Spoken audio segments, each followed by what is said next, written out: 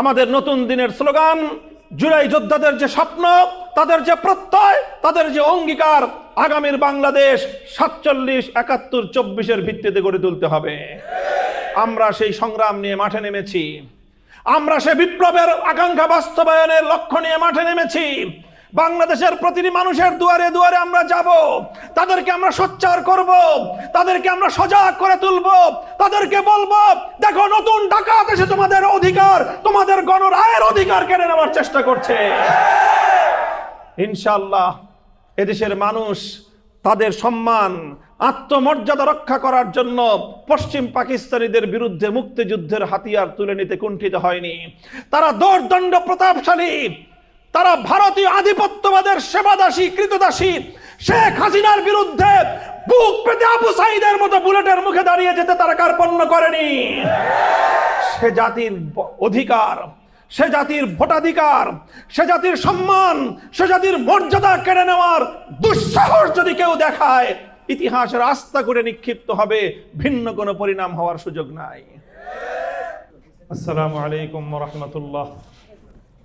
আলহামদুলিল্লাহি ওয়া কাফা ওয়া সালামুন আলা ইবাদিহিল্লাযীনা ইসতাফা, আম্মা বা'দ। আউযু বিল্লাহি মিনাশ শাইতানির রাজীম। বিসমিল্লাহির রাহমানির রহিম। ওয়া'আদাল্লাহুল্লাযীনা আমানু মিনকুম ওয়া আমিলুস সালিহাতি লা ইস্তাখলিফান্নাহুম ফিল আরদ। সাদাকাল্লাহুল আযীম। বাংলাদেশ খেলাফত মজলিস কুষ্টিয়া জেলা শাখার উদ্যোগে আয়োজিত গণভোটের গণরায় বাস্তবায়নের দাবিতে আজকের এই নাগরিক সমাবেশে উপস্থিত সম্মানিত সভাপতি, মঞ্চে উপস্থিত রয়েছেন বাংলাদেশ খেলাফত মজলিসের কেন্দ্রীয় দায়িত্বশীল বৃন্দ, সহযোগী ভ্রাতৃপ্রতিম সংগঠন সমূহের দায়িত্বশীল এবং বিভিন্ন পর্যায়ের নেতৃবৃন্দ, ওলামায়ে কেরাম, কুষ্টিয়া জেলার বিভিন্ন অঞ্চল থেকে, প্রত্যন্ত অঞ্চল থেকে সমবেত আমার প্রাণপ্রিয় নেতাকর্মী ও দায়িত্বশীল ভাইরা, সর্বস্তরের কুষ্টিয়া এলাকাবাসী, আমি সর্বপ্রথম আপনাদের কৃতজ্ঞতা জ্ঞাপন করছি। বিশেষ করে জুলাই বিপ্লব এবং জুলাই আন্দোলনের সাথে সম্পৃক্ত ব্যক্তিবর্গ, জুলাই শহীদ পরিবার এবং যারা বিগত ফ্যাসিবাদী আমলে শাপলা চত্বর থেকে শুরু করে বিভিন্ন আন্দোলন সংগ্রামে ত্যাগ স্বীকার করেছেন, জীবন দিয়েছেন, সেই সকল বীর শহীদানদের এবং তাদের পরিবার পরিজন সকলের প্রতি সম্মান, শ্রদ্ধা, ভালোবাসা প্রদর্শন করছি। আল্লাহ রাব্বুল আলামিন সকল শহীদানদের শাহাদাতকে কবুল করুন এবং তাদের শাহাদাতের বিনিময়ে বাংলার এই পবিত্র মাটিকে সকল জুলুম, শোষণ, অন্যায়, অবিচার থেকে মুক্ত করে সত্যিকার মানবতা, ইনসাফের চিরন্তন ব্যবস্থা ইসলামকে আল্লাহ পাক এই জমিনে বিজয়ী আদর্শ হিসেবে প্রতিষ্ঠিত করে দিন। সম্মানিত উপস্থিতি, আমরা এই গণভোটের রায় বাস্তবায়নের দাবি নিয়ে দেশব্যাপী বাংলাদেশ খেলাফত মজলিসের পক্ষ থেকে নাগরিক সমাবেশের কর্মসূচি ঘোষণা করেছি। সেই কর্মসূচির অংশ হিসেবে দেশের বিভিন্ন জেলায় জেলায় এমনকি আরও তৃণমূল পর্যায় পর্যন্ত আমরা এই বার্তা নিয়ে জনগণের কাছে যাচ্ছি, জনগণের কাছে আমরা আমাদের কথাগুলো তুলে ধরছি। কারণ এটি একটি খুব গুরুত্বপূর্ণ এবং ইতিহাসের বাঁক বদলকারী মুহূর্ত, যেটি বছরে বছরে কিংবা দশকে দশকে, যুগে যুগে ঘটে না, বরং শতাব্দীকাল পরে এই ধরনের কোনো একটি উপলক্ষ তৈরি হয়। বাংলাদেশে 2024-এর জুলাই বিপ্লব এমন একটি ঐতিহাসিক ঘটনা, যেটিকে শুধু 24 সাল অথবা জুলাই মাস দিয়ে কোনো একটা টাইম ফ্রেমওয়ার্কের মধ্যে এটাকে বন্দী করে রাখা সম্ভব নয়। কালোত্তীর্ণ এক ঐতিহাসিক ঘটনা বাংলাদেশের 24-এর জুলাই বিপ্লব। এজন্য আমরা লক্ষ্য করি জুলাই বিপ্লবের সূচনাতেই এই ঘটনা সময় এবং কালকে অতিক্রম করে গিয়েছে। এই জন্য এই বিপ্লবের প্রতীকী তারিখ হলো 36শে জুলাই। 36শে জুলাই একটা আইকনিক শব্দ, এটা একটা আইকনিক শিরোনাম। কোনো মাস 36 দিনের হয় না, মাস হয় সর্বোচ্চ 31 দিনের। 28 দিন, 29 দিন, 30 দিন এবং 31, এই হলো মাসের সার্বিক হিসাব। কিন্তু 2024 সালের জুলাই মাসটা 36 তারিখ পর্যন্ত প্রলম্বিত হয়েছে, যার কারণে আমরা 36শে জুলাই বলি। অর্থাৎ জুলাই বিপ্লব সূচনা লগ্নেই সে তার সময়ের সীমাবদ্ধতাকে অতিক্রম করে গিয়েছিল এবং সেই জুলাই বিপ্লবের চেতনাটাকে আজ আমরা 2026 সালে এসে বাংলাদেশের আমাদের ভবিষ্যৎ বিনির্মাণের জন্যে আগামী প্রজন্মের চিন্তা চেতনা, বাংলাদেশের স্বাধীনতা এবং হাজার বছরের রাজনৈতিক ইতিহাস, ধর্মীয় সংস্কৃতিকে রক্ষা করার একটা সংগ্রাম হিসাবে আমরা এই জুলাই বিপ্লবকে ধারণ করছি। জুলাই বিপ্লবের এই যে এক ঐতিহাসিক এবং ঐতিহ্যগত এর যে মাহাত্ম্য, এর যে তাৎপর্য, সেটাকে আজকে ধারণ করা দরকার আমাদের। প্রিয় কুষ্টিয়াবাসী, অনেক লম্বা কথা বলার সুযোগ আমাদের নেই। জুলাই বিপ্লব থেকে নিয়ে শুরু করে 2026-এর 12ই ফেব্রুয়ারি একটি গণভোট অনুষ্ঠিত হয়েছে। 2024 সালের 36শে জুলাই তথা 5ই আগস্ট বিপ্লব হলো, 2026 সালের 12ই ফেব্রুয়ারি এসে একটি গণভোট অনুষ্ঠিত হলো। 24-এর জুলাই বিপ্লব থেকে 26-এর গণভোট পর্যন্ত একটা পরম্পরা রয়েছে, একটা ধারাবাহিকতা আছে। সেই ধারাবাহিকতাটা আমাদের সর্বপ্রথম উপলব্ধি করা দরকার যে 24-এর জুলাই বিপ্লবের সাথে 26-এর গণভোটের কি সম্পর্ক। 24-এর জুলাই বিপ্লব কেন হয়েছিল? আমি আমার ক্ষুদ্র বিবেচনায় আমি মনে করি 24-এর জুলাই বিপ্লবের পিছনে 3টি মৌলিক চেতনা এবং উদ্দেশ্য ক্রিয়াশীল ছিল। তার মধ্যে প্রথম ছিল বাংলাদেশ থেকে ফ্যাসিবাদকে উৎখাত করা। ফ্যাসিবাদ, স্বৈরতন্ত্র, গুম খুন, এদেশের মানুষের ইচ্ছার বিরুদ্ধে তাদের উপর ক্ষমতাসীন মহলের যে স্বৈরতন্ত্র, তাদের উপর ইচ্ছার বিরুদ্ধে জনগণকে জুলুম, শোষণ পরিচালনা করা, প্রতিবাদ করতে গেলেই গুম খুন হত্যাকাণ্ডের মাধ্যমে সকল প্রতিবাদী কণ্ঠগুলোকে স্তব্ধ করে দেওয়ার যে পায়তারা ছিল, সেই দমবন্ধ পরিস্থিতি ফ্যাসিবাদ থেকে বাংলাদেশকে মুক্ত করা ছিল জুলাই বিপ্লবের প্রধান চেতনা। দ্বিতীয় বিষয় ছিল যে রাষ্ট্রের মধ্যে বিভিন্নভাবে প্রায় শতাব্দীকাল ধরে বাংলাদেশের রাষ্ট্রীয় ব্যবস্থায় একটা বৈষম্যমূলক নানা উপকরণ তৈরি হয়েছে। সমাজের নানা শ্রেণীতে, নানা জায়গায়, প্রশাসনে সর্বত্র বৈষম্য বৈষম্য বৈষম্য। এই বৈষম্য শেকড় শুদ্ধ উপড়ে ফেলবার জন্যই 2024-এর জুলাই বিপ্লব হয়েছিল। তাহলে জুলাই বিপ্লবের প্রধান দুটি চেতনা হলো ফ্যাসিবাদের বিলোপ, বৈষম্যের বিরোধ, বৈষম্য বিলোপ করা।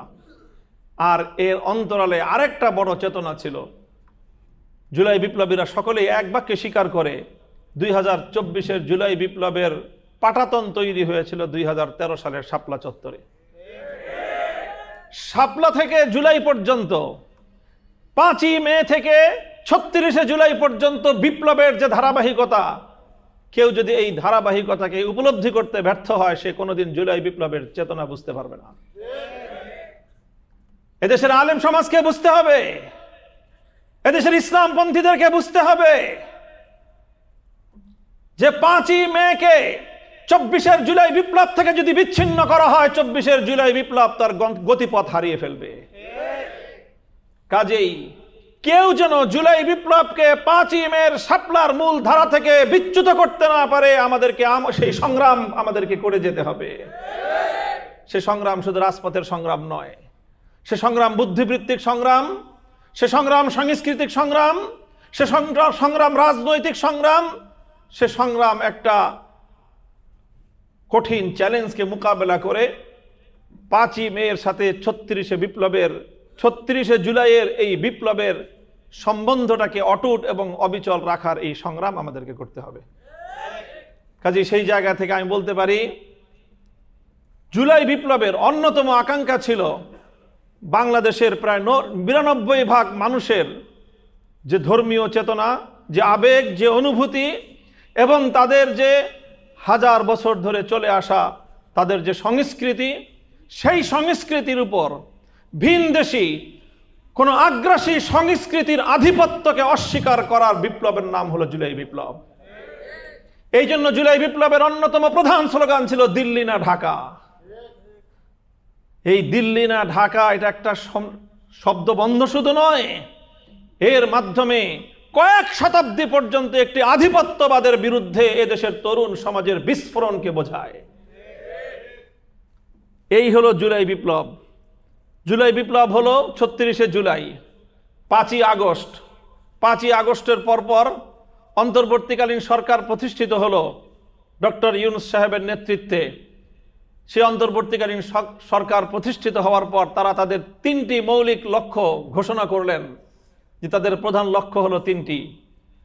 1 নম্বর হলো এই সকল খুন এবং যত হত্যাকাণ্ড সংগঠিত হয়েছে, 2009 সালের পিলখানা ট্র্যাজেডি, 2013 সালের শাপলা চত্বরের গণহত্যা, 2021 সালের মোদিবিরোধী আন্দোলনে হেফাজতে ইসলামের নেতাকর্মীদের শাহাদাত, 2024 সালের জুলাই বিপ্লবের সকল শাহাদাত সহ যত গুম খুন হত্যাকাণ্ড সংগঠিত হয়েছে, সকল হত্যাকাণ্ডের বিচারের মাধ্যমে বাংলাদেশ থেকে বিচারহীনতার সংস্কৃতি দূর করা হবে এবং ফ্যাসিবাদী স্বৈরাচারী খুনি রেজিমের প্রতিটি কালপিটকে ধরে ধরে বিচারের কাঠগড়ায় দাঁড় করিয়ে বাংলাদেশে তাদের উপযুক্ত বিচার করা হবে। এটা ছিল অন্তর্বর্তীকালীন সরকারের প্রথম দায়িত্ব। তাদের 2 নম্বর দায়িত্ব ছিল বাংলাদেশের রাষ্ট্র ব্যবস্থায় ফ্যাসিবাদের যেই সকল উপকরণ উপাদান তৈরি হয়ে আছে, বাংলাদেশের ক্ষমতার মসনদে যেই বসে, ভালো মানুষটা বসলেও কিছুদিন পরে সে ফ্যাসিবাদী হয়ে ওঠে।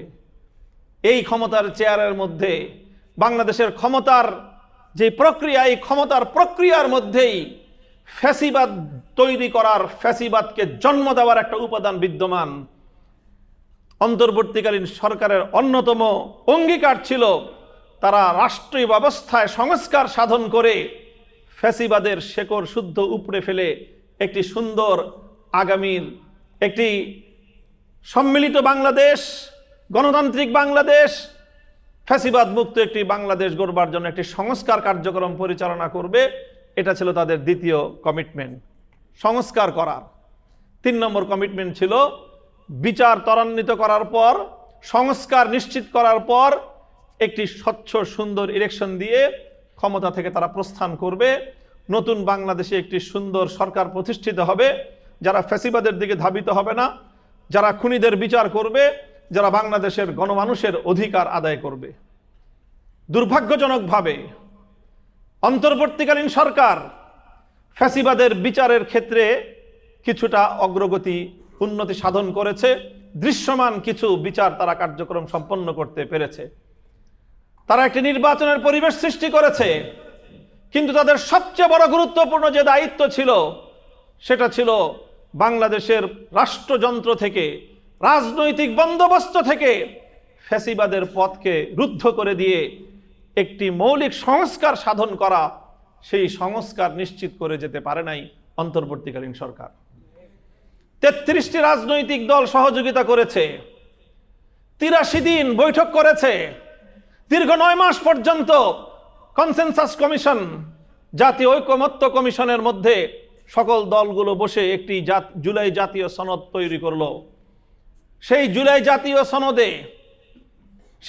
জাতীয় সনদে ফ্যাসিবাদের পথ বন্ধ করার জন্য, বৈষম্য বিলোপ করার জন্য অনেকগুলো কমিশন রিপোর্ট তৈরি করলো। সেই রিপোর্টের ভিত্তিতে 33টি রাজনৈতিক দল 83টি বৈঠকে বসে ঐক্যমত্য পোষণ করে একটি সনদ প্রণয়ন করলো।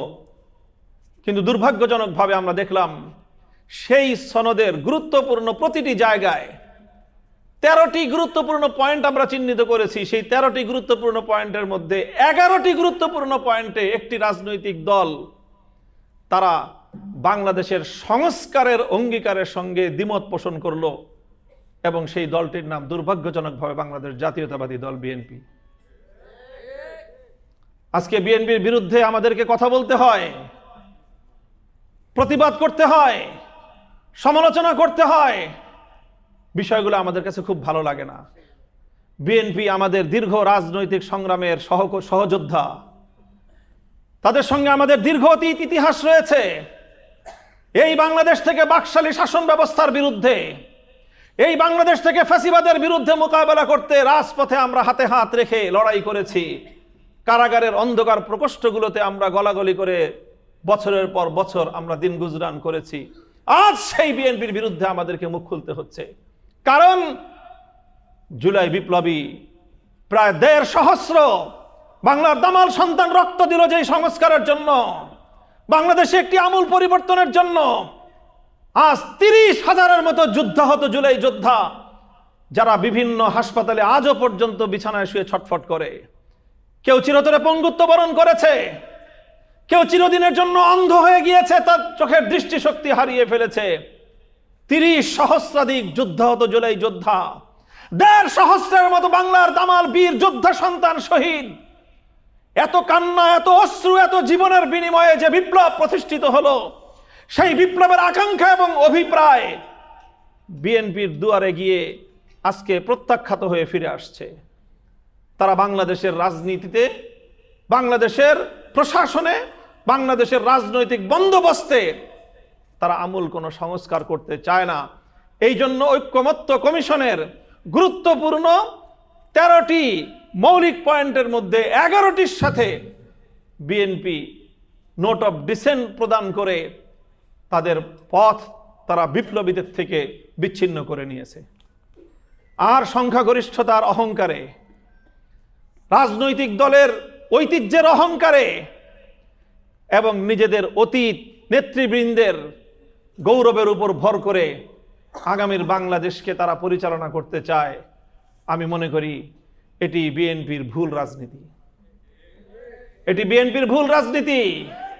বিএনপি যদি এই ভুল না শোধরায়, তাহলে বিএনপিকে এর জন্য চড়া মাসুল গুনতে হবে।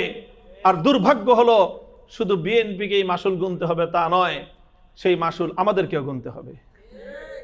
বিএনপি ভুল করে অতীতে আমরা দেখেছি, ভুল করে বিএনপি একা, আর তার জন্য সাফার হতে হয় আমাদের সকলের। তাই আমরা বিএনপিকে সতর্ক করছি যেন এই ভুলগুলো তারা না করে। এই তারপরে জুলাই জাতীয় সনদ তৈরি হলো।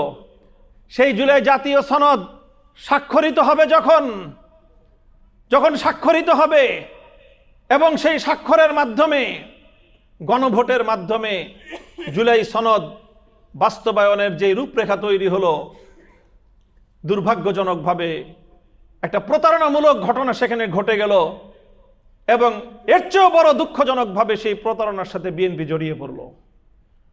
বিএনপি এবং অন্তর্বর্তীকালীন সরকারের কিছু অসাধু লোক মিলে ৩২টি রাজনৈতিক দলকে অন্ধকারে রেখে জুলাই জাতীয় সনদের মধ্যে তারা নিজেদের পক্ষ থেকে একটি নোট অন্তর্ভুক্ত করে দিল। সেই নোটটা কি? সেই নোটটা হলো, যেই দল, প্রতিটি রাজনৈতিক দল নির্বাচনী ইশতেহার ঘোষণার মাধ্যমে জুলাই জাতীয় সনদকে বাইপাস করে সে তার দলীয় নির্বাচনী ইশতেহারের মাধ্যমে, ইশতেহারের আলোকে সে জুলাই সনদ বাস্তবায়ন করতে পারবে। এই এক কথার মাধ্যমে গোটা জুলাই সনদকে উপেক্ষা করা হয়েছে এবং জুলাই সনদের তাৎপর্যকে ভাসিয়ে দেওয়া হয়েছে জলে। এই কথাটা আপনারা অ্যানালাইসিস করবেন। আমি যে এই কথাটা বললাম, যে একটা ধারা অন্তর্ভুক্ত করেছে এবং সেই ধারাটা প্রতারণামূলকভাবে অন্তর্ভুক্ত করেছে। আমাদের সাথে অঙ্গীকার করা হয়েছে জুলাই সনদ এভাবে স্বাক্ষরিত হবে। প্রতিটি রাজনৈতিক দলের কাছে এক ধরনের জুলাই সনদ পেশ করা হয়েছে, প্রদান করা হয়েছে। আমরা সবাই সেই জুলাই সনদ পড়ে আমাদের প্রতিনিধিবর্গ গিয়েছিলেন সংসদের, জাতীয় সংসদ ভবনের দক্ষিণ প্লাজায় স্বাক্ষর করার জন্য। সেখানে স্বাক্ষর করা হলো। পরবর্তীতে দেখা গেল আমাদের সকলের অজান্তে আমাদেরকে দেয়া হয়েছে এক কপি, অথচ বিএনপি আর অন্তর্বর্তীকালীন সরকারের কিছু ধাপ্পাবাজ কিছু নেতৃবৃন্দ মিলে সেই সনদের মধ্যে নতুন আরেকটি ধারা সংযুক্ত করে তারপরে জালিয়াতিপূর্ণভাবে সেখানে স্বাক্ষর গ্রহণ করা হয়েছে। বাংলাদেশের ইতিহাসে জুলাই বিপ্লবকে এবং জুলাই জাতীয় সনদকে কলঙ্কিত করার জন্য এই ঘটনা ইতিহাসের মধ্যে কালো দাগে লিপিবদ্ধ থাকবে। এরপরে আসলো জুলাই সনদ স্বাক্ষরিত হওয়ার পর এই জুলাই সনদের আইনি ভিত্তি কিভাবে কার্যকর হবে, তখন সব দল ঐক্যবদ্ধ হলো। আমরা জানি জাতীয় নাগরিক পার্টি এনসিপি, যারা প্রধানত জুলাই বিপ্লবের সময় ফ্রন্ট লাইনে থেকে নেতৃত্ব দিয়েছে, তাদের দাবি ছিল যে একটি গণপরিষদ গঠন করতে হবে। গণপরিষদ গঠন করে নতুনভাবে সংবিধান লিখতে হবে, পুনর্লিখন করতে হবে। বিএনপি কোনোভাবেই সংবিধান পুনর্লেখন তো দূরের কথা, বাংলাদেশের রাজনীতিতে আমূল কোনো সংস্কারের পক্ষে বিএনপি থাকতে চায় না। বিএনপি চায় সেই আবার বিএনপি এবং আওয়ামী লীগের দ্বিদলীয় পুরানো ধারায় বাংলাদেশকে ফিরিয়ে নিয়ে যেতে। কারণ তারা মনে করে এতেই তাদের সুবিধা, একবার আওয়ামী লীগ একবার বিএনপি, একবার আওয়ামী লীগ একবার বিএনপি, দুই ভাই মিলে ভাগ বাটোয়ারা করে বাংলাদেশ খাবে। কিন্তু জুলাই বিপ্লব পরবর্তী বাংলাদেশে আজকে আমরা তাদেরকে কথা বলে দিতে চাই, সেই পুরনো ধারা থেকে যদি বেরিয়ে আসতে না পারেন, তাহলে আওয়ামী লীগ গেছে যেই পথে, আপনাদেরও ভিন্ন কোনো গন্তব্য হওয়ার কারণ নাই। সেখান থেকে বেরিয়ে আসতে হবে। ভাগ বাটোয়ারার দিন শেষ। তরুণ প্রজন্মকে বাংলাদেশে তাদের রাজনৈতিক অধিকার বুঝিয়ে দিতে হবে। জুলাই বিপ্লবের আকাঙ্ক্ষা বাস্তবায়ন করতে হবে। শহীদদের স্বপ্ন পূরণ করতে হবে। যুদ্ধাহত জুলাই যোদ্ধাদের ত্যাগ এবং কোরবানির বিনিময়ে নতুন বাংলাদেশ বিনির্মাণ করতে হবে।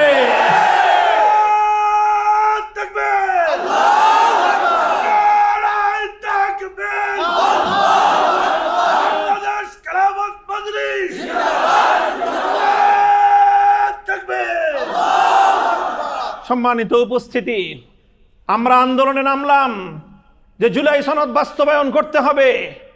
আমাদের আন্দোলনের মুখে আবার সকল দল আলোচনার টেবিলে বসলো। বিএনপি আসলো, এনসিপি আসলো, আমরা গেলাম, জামাতে ইসলাম, ইসলামী আন্দোলন বাংলাদেশ, সবগুলো রাজনৈতিক দল মিলে তারপরে তাদের সকলের মধ্যে একটা ঐক্যমত হলো এনসিপির গণপরিষদের দাবি থেকে এনসিপিও একটু ছাড় দিল। বিএনপিও একেবারেই যারা সংস্কার করতে চায় না তারাও কিছুটা ছাড় দিল এবং সকলে মিলে একটা প্রক্রিয়া নির্ধারিত হলো। সেটা হলো যে বাংলাদেশের ত্রয়োদশ জাতীয় সংসদ নির্বাচন পরবর্তী যেই সংসদটা গঠিত হবে, সেই সংসদটা একই সাথে সংসদ হবে। তার আগে এটা সংস্কার পরিষদ, সংবিধান সংস্কার পরিষদ নামে একটা সংস্কার পরিষদ গঠিত হবে। এই সংবিধান সংস্কার পরিষদ গঠনের জন্য আইনজীবীদের এবং আইনজ্ঞদের সকলের পরামর্শ নিয়ে সকল রাজনৈতিক দলগুলো অভিন্ন মত প্রদান করলো যে এই সংবিধান সংস্কার পরিষদ গঠন করতে হলে জনগণের ম্যান্ডেট লাগবে। জনগণের ম্যান্ডেট কিভাবে পাওয়া যাবে? তখনই আসলে রেফারেন্ডাম অর্থাৎ গণভোট করতে হবে। সেই গণভোট করা হলো। গণভোটের 4টা প্রশ্ন দেওয়া হলো, সুনির্দিষ্ট প্রশ্ন। সেই 4টা প্রশ্নের মধ্যে বিএনপি যেই সকল সনদের যেই গুরুত্বপূর্ণ ধারাগুলোতে নোট অফ ডিসেন্ট দিয়ে দ্বিমত প্রকাশ করেছিল, সবগুলো ধারা গণভোটের 4টা প্রশ্নের মধ্যে অন্তর্ভুক্ত করে জনগণের কাছে জানতে চাওয়া হলো, তোমরা কি এগুলোর পক্ষে না এর বিপক্ষে হ্যাঁ বা না ভোট দাও।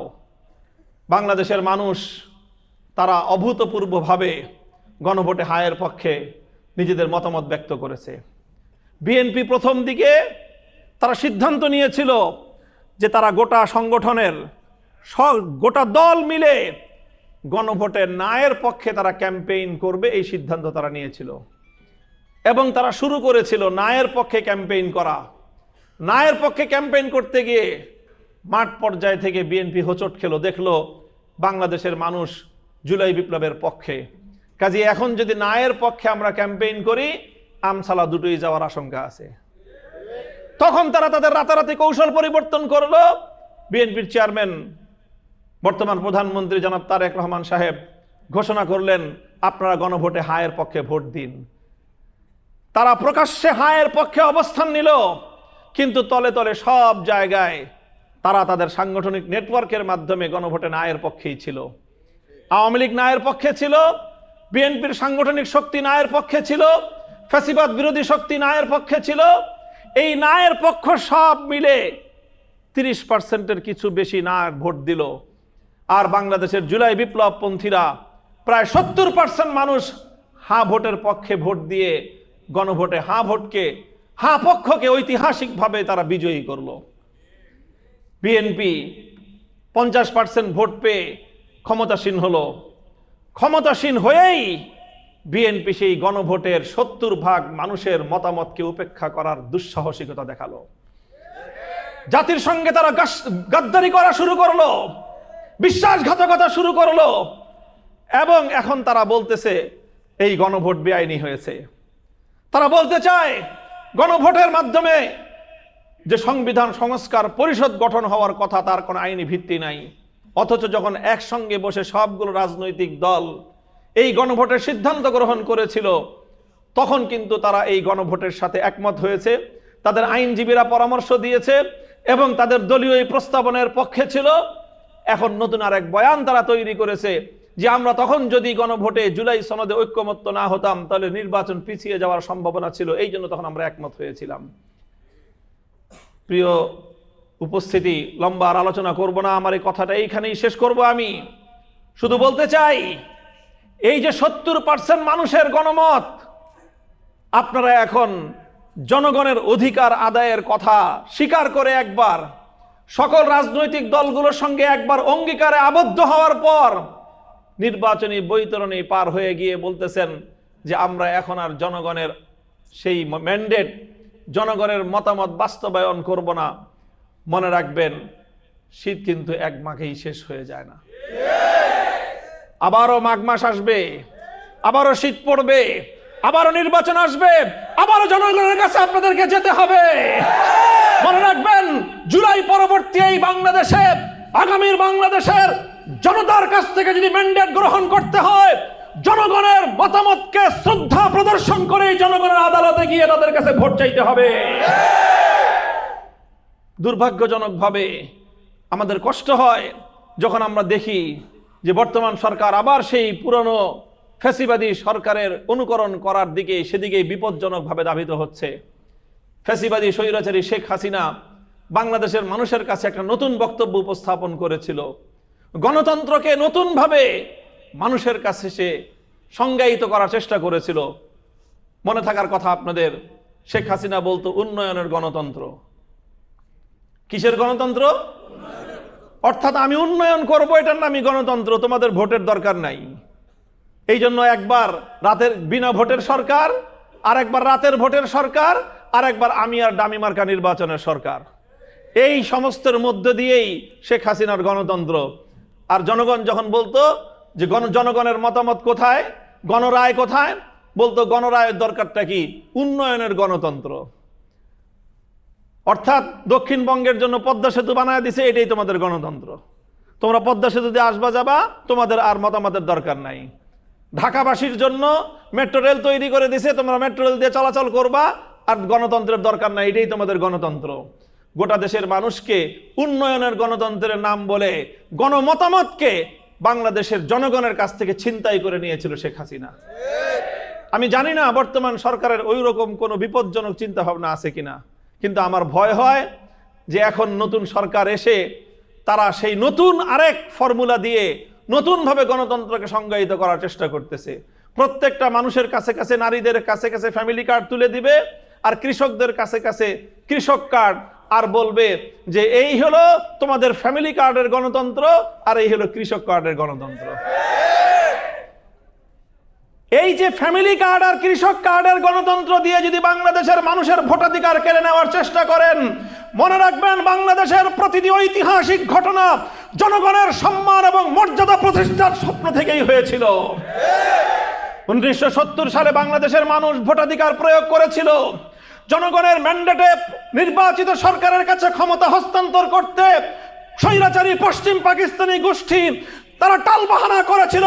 ফলাফলে 71-এর মুক্তিযুদ্ধ হয়েছিল। 2014, 18, 24 সালে জনগণের ভোটাধিকার ছিনতাই করার প্রেক্ষিতে 24-এর জুলাই বিপ্লব হয়েছিল। আজ যদি আবার নতুন করে 70% জনগণের ভোটাধিকার ছিনতাই করার, ছিনিমিনি খেলবার কোনো পায়তারা চালানো হয়, তাহলে আবার 71-এর হাতিয়ার গর্জে উঠতে পারে, আবার 24-এর হাতিয়ার গর্জে উঠতে পারে। আমাদের নতুন দিনের স্লোগান, জুলাই যোদ্ধাদের যে স্বপ্ন, তাদের যে প্রত্যয়, তাদের যে অঙ্গীকার, আগামীর বাংলাদেশ 47, 71, 24-এর ভিত্তিতে গড়ে তুলতে হবে। আমরা সেই সংগ্রাম নিয়ে মাঠে নেমেছি। আমরা সেই বিপ্লবের আকাঙ্ক্ষা বাস্তবায়নের লক্ষ্য নিয়ে মাঠে নেমেছি। বাংলাদেশের প্রতিটি মানুষের দুয়ারে দুয়ারে আমরা যাব, তাদেরকে আমরা সোচ্চার করব, তাদেরকে আমরা সজাগ করে তুলব, তাদেরকে বলবো, দেখো নতুন ডাকাত এসে তোমাদের অধিকার, তোমাদের গণরায়ের অধিকার কেড়ে নেওয়ার চেষ্টা করছে। ইনশাআল্লাহ এদেশের মানুষ তাদের সম্মান, আত্মমর্যাদা রক্ষা করার জন্য পশ্চিম পাকিস্তানিদের বিরুদ্ধে মুক্তিযুদ্ধের হাতিয়ার তুলে নিতে কুণ্ঠিত হয়নি। তারা দোর্দণ্ড প্রতাপশালী, তারা ভারতীয় আধিপত্যবাদের সেবাদাসী, কৃতদাসী শেখ হাসিনার বিরুদ্ধে বুক পেতে আবু সাইদের মতো বুলেটের মুখে দাঁড়িয়ে যেতে তারা কার্পণ্য করেনি। সে জাতির অধিকার, সে জাতির ভোটাধিকার, সে জাতির সম্মান, সে জাতির মর্যাদা কেড়ে নেওয়ার দুঃসাহস যদি কেউ দেখায়, ইতিহাসের আস্থা করে নিক্ষিপ্ত হবে, ভিন্ন কোনো পরিণাম হওয়ার সুযোগ নাই। প্রিয় সংগ্রামী সাথী ও বন্ধুগণ, কাজেই গণভোটের এই গণরায় বাস্তবায়ন সহ বাংলাদেশের মানুষের অধিকার আদায়, জুলাই বিপ্লবের স্বপ্ন পূরণ, জুলাইয়ের চেতনার বাস্তবায়ন, 47, 71 এবং 24-এর চেতনার ভিত্তিতে আগামীর বাংলাদেশ গড়বার যে সংগ্রাম আমরা শুরু করেছি, ইনশাআল্লাহ মঞ্জিল পর্যন্ত পৌঁছে নতুন বন্দোবস্ত কায়েম করে, নতুন বাংলাদেশের বুনিয়াদ কায়েম করে আমাদের এই সংগ্রাম থামবে ইনশাআল্লাহ। আপনাদেরকে সেই সংগ্রামের রাজপথে আন্দোলন, সংগ্রাম এবং প্রতিটি পদে পদে আপনাদের সকলকে সশ্রদ্ধ সালাম জানাই এবং সেখানে অংশগ্রহণ করার উদাত্ত আহ্বান জানিয়ে নতুন বাংলাদেশ বিনির্মাণের প্রত্যয় ঘোষণা করে বক্তব্য শেষ করছি। ওয়া আখিরু দাওয়ানা আলহামদুলিল্লাহি রাব্বিল আলামিন। আসসালামু আলাইকুম ওয়া রাহমাতুল্লাহ। সুবহানাল্লাহি ওয়া বিহামদিহি, সুবহানাকাল্লাহুম্মা বিহামদিক, আশহাদু আল্লা ইলাহা ইল্লা আনতা, আস্তাগফিরুকা ওয়া আতুবু ইলাইক। ইয়া হাইয়্যু ইয়া কাইয়্যুম বিরহমাতিকা নাস্তাগীস, আসলিহ লানা শা'নানা কুল্লাহ ওয়া লা